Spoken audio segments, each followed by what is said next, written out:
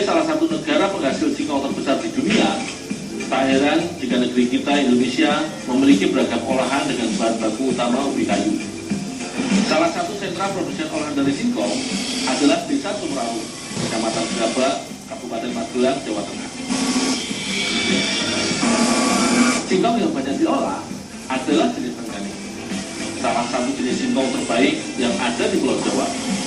Dalam sehari, Desa Sumerawu memerlukan singkong hingga 40 ton, sehingga untuk memenuhi kapasitas produksi seluruh desa, singkong didatangkan dari kabupaten lain seperti Wonosobo dan Temanggung. Salah satu olahan khas Magelang yang paling populer adalah slondok. Proses pengolahan slondok dimulai dari pengupasan yang langsung dilanjutkan dengan pemarutan. Itu dipres saja. Dalam sehari, singkong yang harus diparut adalah 3 ton banyaknya. Normalnya produksi slondok akan selesai setelah 1 minggu lamanya. Pemarutan adalah tahap kedua yang harus diselesaikan pada hari pertama.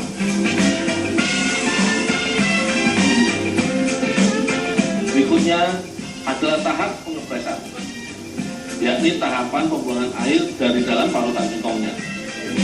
Karung singkong harus disusun sedemikian rupa di atas tempat pengepresan. Selanjutnya diberi tekanan dengan alat tungkak yang diletakkan di atas tumpukan karung.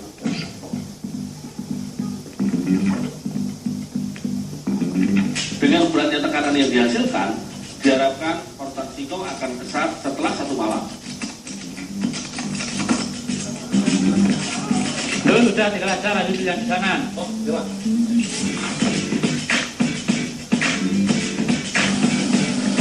Setelah dipres semalam, selanjutnya akan dilakukan proses gempur dan pengayaan. Gempur adalah proses mengurai kembali hasil presan singkong. Akibat dipres lama, parutan singkong akan berubah menjadi semacam gumpalan yang sangat kesat sekaligus padat. Ini harus diuraikan lagi dengan cara diparut kembali. Hasil gempuran memang telah menjadi tepung, akan tetapi masih sangat kasar dan memiliki butiran yang besar. Oleh karena itu, harus dilakukan proses pengayakan lagi, sehingga dihasilkan tepung singkong yang lebih halus. Memang perlu tenaga ekstra untuk mengayak tepung kasar yang agak lembab seperti ini. Kita harus rajin mengaduk-aduknya supaya bahan lebih lurai atau renggang. Untuk menghemat tenaga, posisi ayakan sengaja digantung dengan seutas tali. Ini sangat berpengaruh pada tenaga yang harus kita keluarkan. Dengan digantung begini, kita juga telah menghemat 1 tenaga kerja.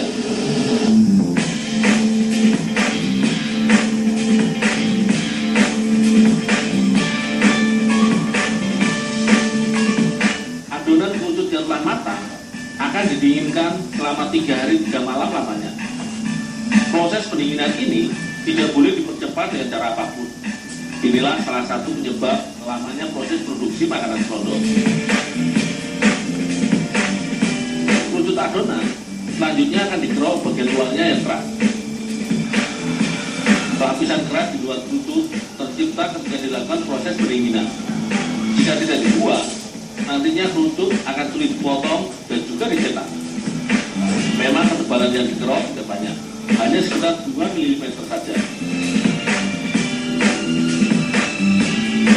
Kerucut yang telah dikerok kemudian dipotong dengan pemotong besar. Sebenarnya kerucut ini cukup lunak, dengan pisau kecil pun dapat dipotong. Namun ratanya hasil potongan hanya bisa didapatkan dari pisau besar seperti ini. Itu pun harus telah dimodifikasi sedemikian rupa sehingga lurus dan posisinya tetap. Pertama-tama kerucut harus dipotong lebar-lebar dahulu. Semakin ke dalam, ketebalannya bertambah dibandingkan hasil potongan awal. Berikutnya akan dibuat potongan kecil-kecil.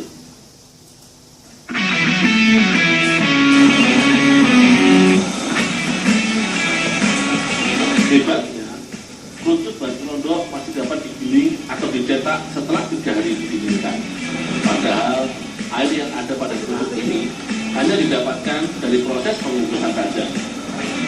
Alat cetak yang digunakan adalah gilingan kecil. Alat ini sebenarnya seperti alat giling kebanyakan. Hanya saja pada saat mencetak slondok, Bagian depan alat diganti dengan part dengan lubang tipis yang agak panjang. Jadi saat adonan keluar akan menjadi seperti pita adonan. Pencetakan ini biasanya akan dilakukan mulai pada hari ketiga proses produksi. Terkadang proses pencetakan ini dilakukan hingga larut malam. Apalagi saat permintaan pasar akan produk selondok sedang meningkat. Hasil cetakan langsung diproses lagi. Untaian panjang pita adonan harus dipotong dahulu, baru dipisahkan satu demi satu. Panjang potongan yang dibuat sekitar 12 cm. Proses ini disebut suat suwir, yaitu istilah untuk menyebut pemisahan lembaran-lembaran kecil menjadi lembaran tunggal. Selondok yang telah disuat suwir akan dijemur selama kurang lebih 1 hari lagi, hingga setengah kering. Pemberian bumbu pada selondok diawali selondok warna putih. Setelah itu, tong plastik ditutup dan selanjutnya diputar.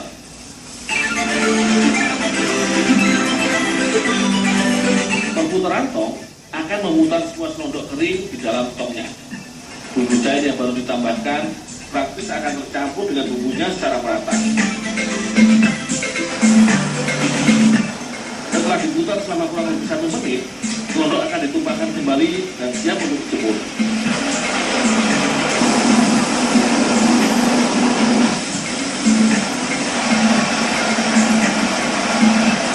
Selain warna asli yakni putih, juga sering dibuat selondok dengan warna oranye. Bumbu warna sekaligus untuk menandai bahwa ini adalah selondok yang rasanya lebih pedas. Saat matahari sedang panas seperti ini, penjemuran akan dimaksimalkan. Jadi, dalam sehari, bisa bertonton selondok akan dikeluarkan di halaman penjemuran. Proses penjemuran akan dilakukan selama 1 hari penuh. Selain itu, pekerja juga harus rajin membalikkan beberapa kali agar semua dapat kering bersamaan.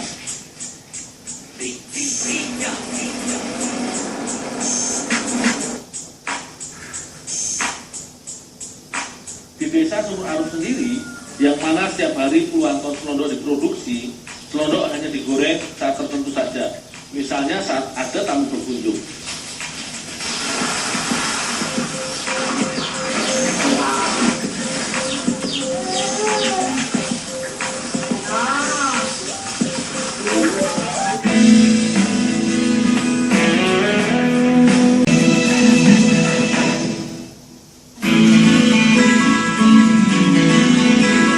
Bagi masyarakat Desa Pinaras, Kota Tomohon, pohon aren atau enau menjadi salah satu sumber penghasilan warga sehari-hari. Tanaman jenis palma ini dimanfaatkan air niranya untuk diolah menjadi gula. Setiap pagi dan sore hari, air aren dikumpulkan dengan tabung bambu dan langsung dimasak menjadi gula. Untuk mengambil tabung bambu yang telah dipasang kemarin, aku harus memanjat tangga bambu setinggi 9 meter ini. Tangga yang aku gunakan berupa satu batang bambu utuh yang diberi lubang kecil di setiap ruasnya sebagai pijakan kaki.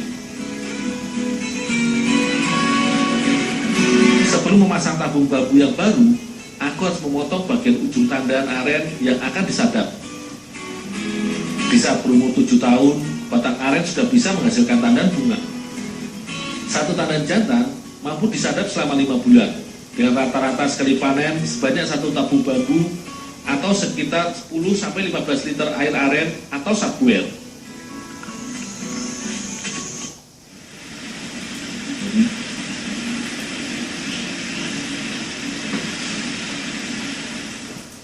Air nira yang kudapat pagi ini dicampur ke dalam air aren yang sudah diambil sehari sebelumnya.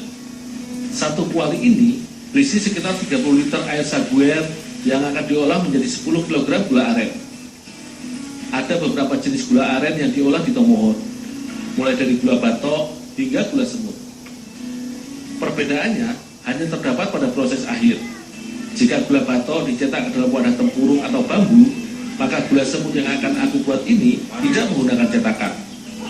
Jika air nira sudah mulai mengental, maka akan ditambahkan beberapa tetes minyak kelapa. Tujuannya agar gula nantinya tidak menggumpal. Air aren akan dimasak hingga mengental dan mengaduk-aduk adonan nira hingga menjadi butiran halus seperti pasir. Gula aren merupakan bahan pemanis dan penambah rasa yang biasa ditambahkan dalam pembuatan kue, minuman, bahkan masakan. Dalam 100 gram gula aren mengandung 368 kilokalori energi serta kalsium, fosfor, dan karbohidrat. Jumlah kadar gula yang dikandung pun jauh lebih rendah dari pemanis gula, sehingga menjadi pemanis alternatif bagi penderita diabetes. Dengan menggunakan api besar, butuh sekitar 6 jam pemasakan untuk membuat air nira dalam belanga besar ini masak dan menjadi kering. Setelah nira matang dan mengental, belanga diangkat, maka proses pengadukan dimulai. Jika sebelumnya air nira hanya dibiarkan mendidih tanpa diaduk, maka proses akhirnya membutuhkan pengadukan yang terus-menerus.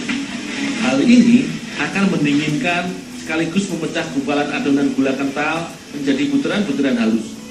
Setelah mengaduk hampir 1 jam, akhirnya gula semut bikinan kami pun jadi. Tekstur gulanya berupa butiran halus dan berwarna kuning kecoklatan ini. Ini gula semutnya sudah jadi? Nanti kupas akan kenarinya. Oh, ya Tante. Dengan bahan gula semut yang sudah aku buat dengan Jamie, akan dibuat menjadi bahan baku halua kenari. Halua kenari adalah biji kenari yang dibalut dengan gula aren cair. Bahan utamanya, kenari yang sudah direndam sekitar semalam 5 jam langsung dipisahkan dari kulitnya. Kenari kupas kemudian dipecah menjadi bagian yang lebih kecil. Kacang kenari merupakan salah satu biji-bijian yang kaya akan asam lemak tak jenuh serta memiliki kadar asam lemak jenuh yang rendah. Mengkonsumsi kenari dapat melindungi jantung dan mengurangi resiko penyakit jantung koroner. Sebelum dimasak, kacang kenari dicuci bersih, sekaligus menyortir kalau masih ada kulit kenari yang tertinggal.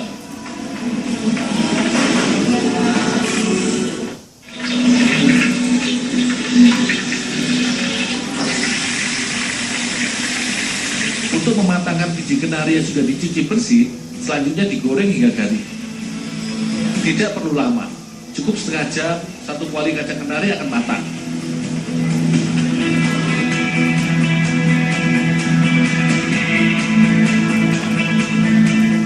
Gula semut sebagai bahan perekat dan pelapis kenari dicairkan dengan cara dimasak dengan api kecil.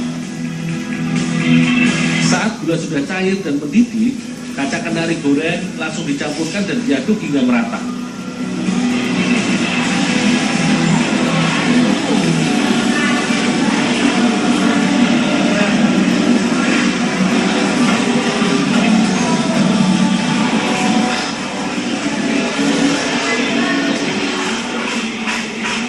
Selagi hangat, adonan halua kenari harus langsung dicetak. Jika sudah dingin, maka gula akan mengeras dan susah dibentuk. Halua kenari dibentuk menjadi kumpulan kacang kenari yang berukuran kecil. Jika sudah dingin, halua kenari langsung dipacking ke dalam kemasan kecil seberat 200 gram. Satu muk kecil ini akan dijual seharga 20.000. Akan tetapi soal rasa, halua kenari gula semut ini memiliki rasa manis yang pas dengan warna yang lebih terang.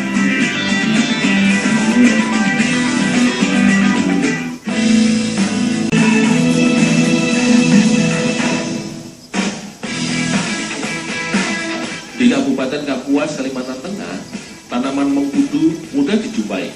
Kebanyakan tumbuh di pekarangan. Sudah sejak lama daun mengkudu diolah oleh masyarakat sebagai bahan membuat pais atau potong. Bagi masyarakat Dayak, daun mengkudu termasuk sayuran favorit. Padahal daun mengkudu memiliki rasa pahit dan aroma wangi yang kuat. Namun, justru inilah yang disukai oleh masyarakat. Jika ditelusuri kandungannya, daun mengkudu memiliki kandungan vitamin A yang cukup banyak. Dalam dunia pengobatan, daun ini sudah sejak lama dipakai untuk mengobati perut kembung, obat jerawat, dan sebagai pelangsing tubuh.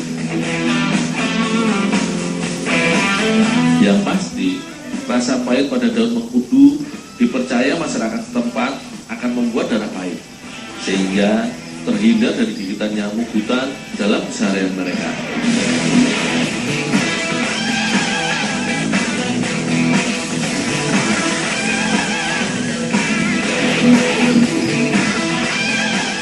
Daun dicuci dahulu, Meski terlihat bersih, terdapat lapisan tipis debu. Semua dapat dilarutkan dalam air sehingga bahan olahan sayuran khas ini benar-benar bersih. Sambil mencuci, bagian tulang daunnya dikurangi atau memisahkan dahan yang itu terbawa saat dipetik. Dengan dicuci, daun mengkudu juga akan menjadi lebih lentur.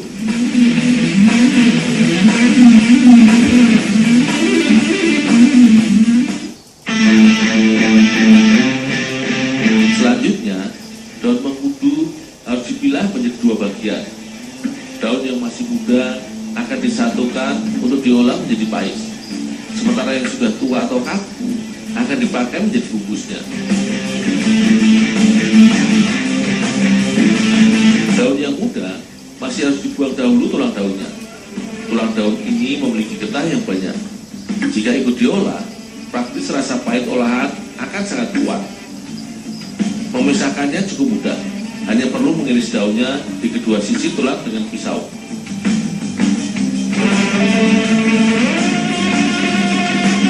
Baru setelah tulang daunnya selesai dibuang semua, kita dapat merajang daun mudanya. Rajangan harus dibuat agak halus, kira-kira selebar 1/4 cm.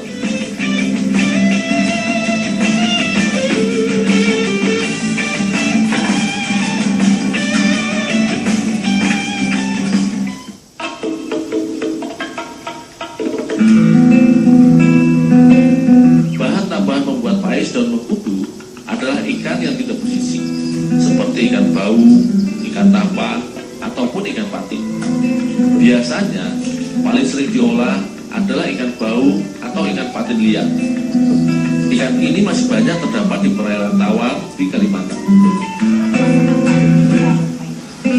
Ikan harus disiangi dan kemudian dipotong kecil-kecil. Setiap potong sekitar 2 atau 3 jari, atau disesuaikan dengan lebar daun pembungkusnya. Di Kalimantan, ikan baung adalah spesies air tawar yang paling diminati. Dagingnya yang empuk dan rasanya yang gurih menjadi alasan utama ikan ini diolah. Di pasaran, harga ikan ini termasuk ekonomi, sehingga semua kalangan dapat mengolahnya.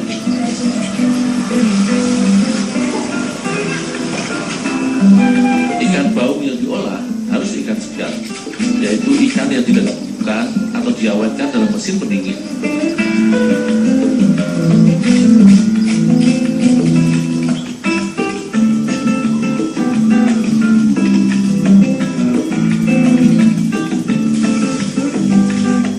Awal mulanya, daun mengkudu dimasak oleh masyarakat Dayak untuk membuat daging olahan menjadi lebih padat.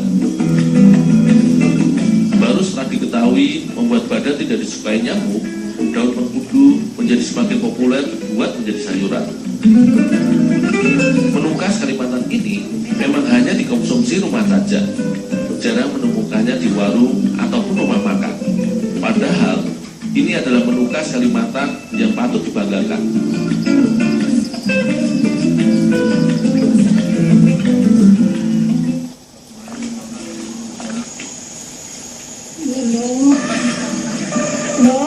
Ini dikukus dulu, baru dibakar. Oh, ya Bu. Ini kusarakannya. Ya. Pais daun mengkudu dikukus selama kurang lebih setengah jam. Tandanya adalah daun pembungkusnya. Jika sudah berwarna lebih gelap, berarti olahan pais sudah bisa diangkat dari pengukusan. Jadi, proses pengukusan lebih ditujukan untuk membuat bumbu meresap ke seluruh daging ikannya.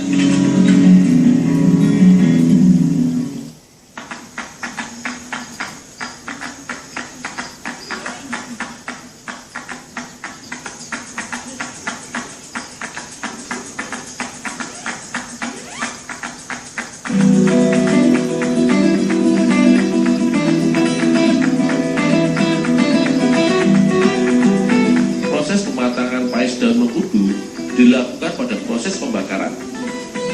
Kita dapat membakarnya hingga pembungkusnya mulai menghitam.